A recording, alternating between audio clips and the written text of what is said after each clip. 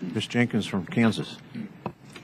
Thank you, Chairman Gibbs and Ranking Member Carnahan, for giving us this opportunity to testify on this very important matter today.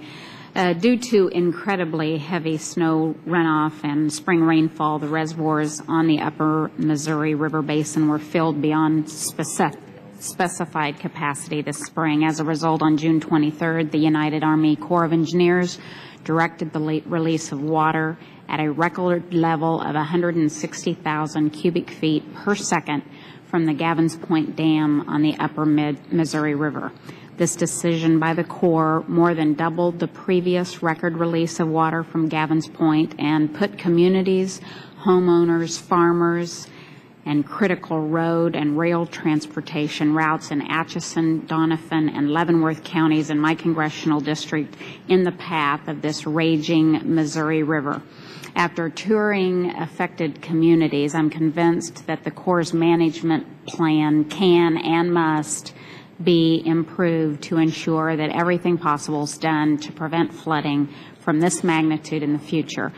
For this reason, Senator Roberts and I have introduced bills in the House and the Senate that will require the Secretary of the Army, acting through the Chief of Engineers, to take into account all hydrologic data from the events leading up to this year's flooding in conducting Missouri River Basin operations in the future.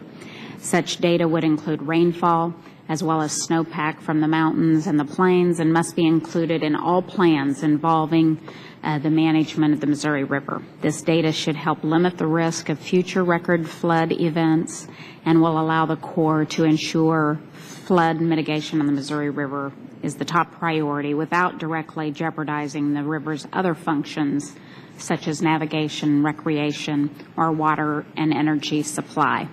In addition, it will ensure that vital lines of commerce along the river, including railroads which sustained hundreds of millions of dollars of damage during this flood season, will not be interrupted by a similar disaster. I'm hopeful that this hearing will help convince the Army Corps of Engineers to consider the lessons of this summer and take the necessary measures to prevent these types of floods from happening in the future. Again, thank you, Mr. Chairman, for having us, and I would ask that my testimony be included in the record.